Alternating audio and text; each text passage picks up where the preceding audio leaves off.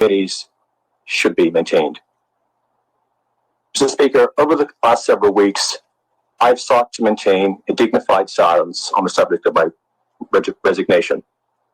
I declined requests from the press and others to publicly comment on the reasons for my resignation, with a view of only doing so when sufficient time had passed for a new Minister of Finance to manage through major time-sensitive issues without contributing to additional distraction.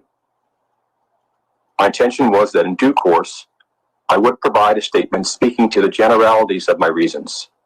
Those reasons being, one, that I would not compromise my principles in the execution of my duties as Minister of Finance, and two, that in our system of governance, the Westminster system, a minister who cannot support the collective decisions of the Cabinet is duty-bound to resign. Mr. Speaker, my original plan did not provide for me giving any further detail other than the reasons provided above, but did anticipate that I would release the content of my resignation letter, which I will now share with this honorable House. And I quote, "Dear Premier, it has been an honor to serve as Bermuda's Minister of Finance for the last 39 months. The opportunity to perform this important role in Bermuda's government during a time of economic uncertainty, compounded by the challenges of a global pandemic, has been one of the high points of my professional career. Notwithstanding the challenges, meaningful progress has been made on key initiatives. My obligations as Minister of Finance require me to act as a fiduciary and to put the interest of the people of Bermuda first. For the majority of my tenure, we have worked together to deliver great value.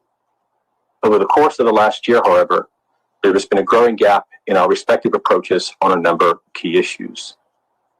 Our country deserves a Minister of Finance who can work seamlessly with the Premier to advance its economic and fiscal interests, a Minister of Finance who can fully support the policy agenda that has been set. Regretfully, I no longer find myself able to fulfill that role. I hereby resign from my position as Minister of Finance. Thank you for the opportunity to serve. I now look forward to spending more time with my family and continuing to serve the people of Bermuda through Constituency 21.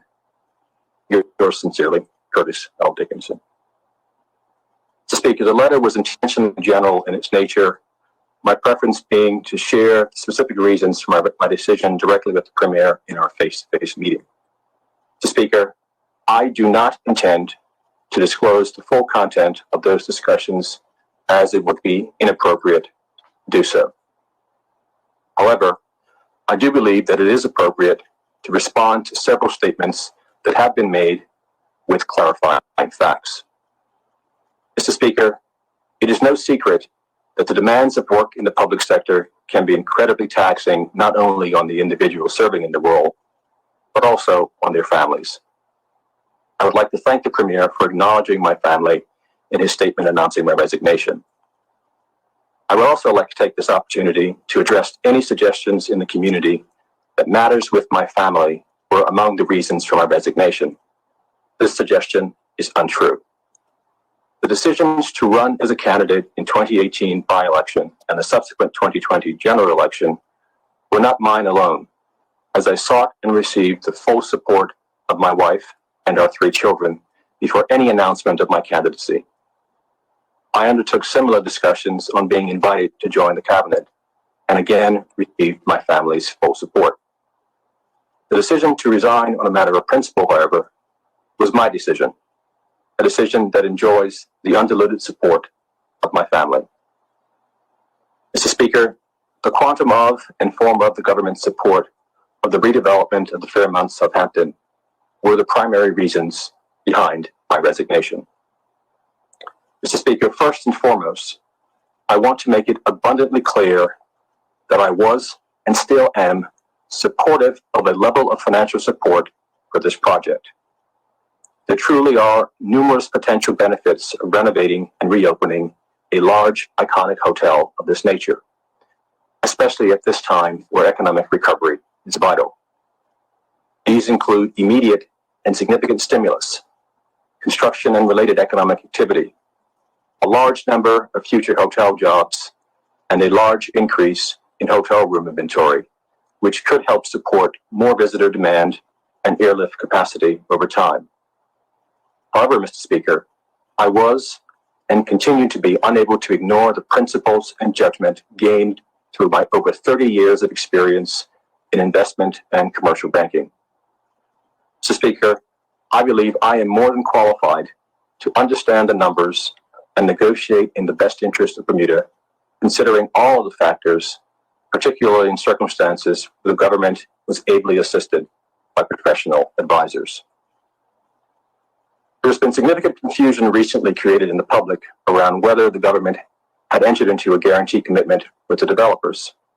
It has been suggested that in 2019, the government entered into a $50 million guarantee with West End Properties Limited, or GenCom, for the redevelopment of the Fairmont Southampton Hotel. That is incorrect. In December of 2019, as part of the acquisition of the Fairmont Southampton, the government entered into a letter of intent with the developers, which set out a number of conditions precedent that the developers would need to satisfy before the grant of any Government of Bermuda guarantee. An LOI is not a commitment. It is a non-binding agreement that sets out a series of terms from which the parties intend to negotiate into a more substantive and binding agreement. The LOI that I signed in December 2019 contained a number of terms that the developers would need to meet or agree with in advance of the provision of support from the Bermuda government in the form of a guarantee on a portion of their contemplated financing. As part of the negotiations of any final agreement, we would also require sufficient rights in the event of default. In any event, the developers did not meet the LOI conditions precedent, and the letter of intent expired on the 31st of December 2020. Since I resigned from the position of Minister of Finance, I have not been involved in the negotiations of the transaction with the developers, and so with the rest of this Honorable House, I will learn about what has been proposed or agreed as it is released to the public. There are a few thoughts about agreements of this nature, however, that I think it helpful to share as the government considers this course of action. It has been reported in the press that the government may extend the period of concessions for hotel developments or redevelopments from beyond the maximum current term of 10 years. As a general matter, I do not support such extensions, as concessions are essentially the forfeiture of future government revenue. I believe the existing legislation, which grants up to 10 years of relief, is more than sufficient. Comparisons are commonly made to other jurisdictions in an effort to justify an expansion of duration of concessions. However, these comparisons are usually incomplete and fail to capture the entirety of the dynamics of the Bermuda economic model or specific financial return profiles of the hotel owner or developer. As contemplated in the 2019 letter of intent, the developers would have benefited from a reduced rate of interest on the debt that the government was contemplating providing a guarantee on. The combination of interest cost savings and tax concessions could deliver the developers significant savings in the millions of dollars. These projected savings should be quantified for the benefit of the public. Any increase in the concessions period would result in even greater savings and benefits to the developers. Additionally, the precedent would be set for similar grants of concessions for other hotel developments. This adds significantly to the true costs of the extension and should be fully understood. Given the government's current fiscal position, is it prudent to give future tax revenues to developers who, by virtue of their own financial return projections, would already be projected to earn multiples of their invested capital? Even if changes to existing tourism incentives are warranted, perhaps the analysis should be completed first for the industry at large, rather than predicated on a single request. Otherwise, the overall costs could be astounding, and without the analysis, I'm unsure if it will be worth the rush. It should also be fully understood that the government carries the risk of the downside if the guarantees are called. It is an appropriate question to ask what direct upside the government is due to receive. Certainly, the other capital providers, senior lenders, the mezzanine lenders, and the equity providers, who in this case are the developers, will have a clear expectation on their risk-return expectations. As the entity that bears ultimate responsibility on a significant amount of capital at risk, the government should have the same. Each of the other capital providers will be able to point to some collateral which provides an added layer of security for their risk. It's no different where when home buyers buy a home. A bank will extend a mortgage but will secure its loan against the building in the event the mortgage payer defaults on their payments. Where the government assumes an exposure of this size, it should be clear what the collateral is and what rights in the event of default the people of Bermuda had to exercise. There are a number of key similarities between the Morgan's Point development and the planned redevelopment of the Fairmont Southampton. Both projects share the backing of an enthusiastic developer with a grand vision of the finished development. Both projects, while long on vision, were or are short on the capital required to fund their construction. In other words, both projects lack or lacked a fully funded capital structure, which has necessitated the introduction of Bermuda government guaranteed capital. The government support is not structured correctly, and the developers are unsuccessful. We could see the government having the responsibility for the repayment of any guaranteed debt. I'm saying I don't have the access to email. Of course, I go to one of you guys. Your phone is on. Send me the Yep. MP Lister, please turn your mic off. Of course, it has always been an option to reduce the size and scope of the development, or for the developers to put additional capital into the project. Both are acceptable ways to address funding gaps, and some indication of both or either would lend further support to the transaction. Funds paid in, however, should not be paid back out as fees to related parties, as that does not maintain the appropriate level of financial exposure for the developers. In deal parlance, that is called having skin in the game. Consequently, I would suggest that a full breakdown, including total proposed foreign and domestic debt, be provided to this honorable House. Mr. Speaker, the best partnerships are built on a foundation of mutual trust and respect, and a commitment to collaboration in the pursuit of a mutually satisfactory outcome. Relationships are bilateral arrangements, with give and take coming from both sides. The decision to delay fulfillment of the obligations to Fairmont employees made redundant because of the hotel's closure will remain a point of concern for me on the developers' willingness to honor their obligations.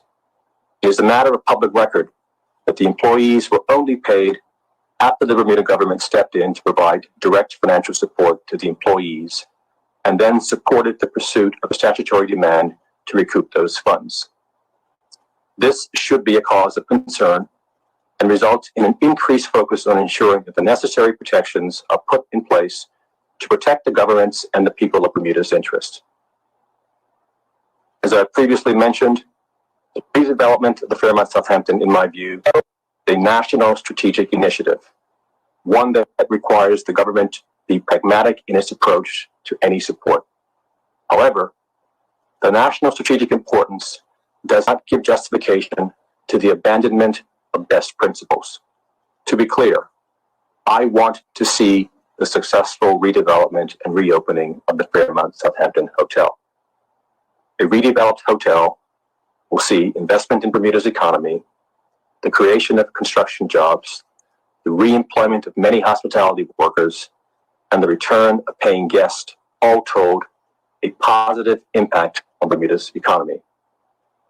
While as a general matter, I do not support the provision of government guarantees to private sector participants, in the case of this project, I can support the issuance of a government guarantee so long as it is necessary and the interests of the people of Bermuda are appropriately protected.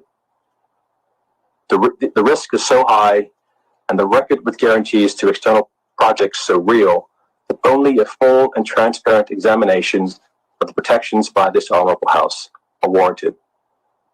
Speaker, I am hopeful that the points that I've just articulated are helpful to not only those now responsible for leading the negotiations on this project, but also to those who share the concerns about the government's fiscal situation.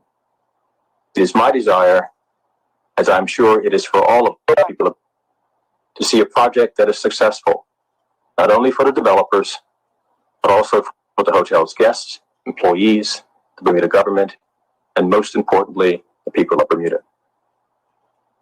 Mr. Speaker, it has truly been an honor to serve as Minister of Finance for the last 3+ years. The opportunity to be of service to my country and be able to use the skills and experiences gained over my career in the private sector have been fulfilling. I would like to thank my family for their unstinting love and support. I would also like to express my profound thanks to the team in the Ministry of Finance. They have been first class in the advice and counsel that they have provided me. This team continues to serve the country well. I would also like to thank my former cabinet colleagues and wish them well in their stewardship of our country. Many thanks to those who have reached out to offer support to me directly or indirectly through family and friends. This has included, among others, members of the Progressive Labour Party, members of the broader public service, members of Bermuda's unions, and the domestic and international business communities. I appreciate your well wishes, and your outreach has been a source of comfort during a very difficult decision. And finally, Mr. Speaker, I would like to thank the constituents of Constituency 21 and Constituency 25 for their ongoing support and trust in me to serve as their representative in this honorable House. Mr. Speaker, in my almost 4 years of service in this honorable House, I have yet to participate in a motion to adjourn. It is a reasonable assumption that I will not participate in that portion of the order paper this evening. I would, however, as I'm speaking, as I conclude this statement, like to make some observations on where we are as a country and how we move forward. Mr. Speaker, Bermuda is facing a number of serious challenges. We as a community need to be working together to find ways to overcome these challenges. Over the course of the last 4 weeks, we've been engaged in a series of budget debates. Having now 4 annual budget sessions, they've taken on a sameness. A budget statement is delivered, followed by a budget reply, and then a series of debates that seemingly focus on what the other side has done wrong.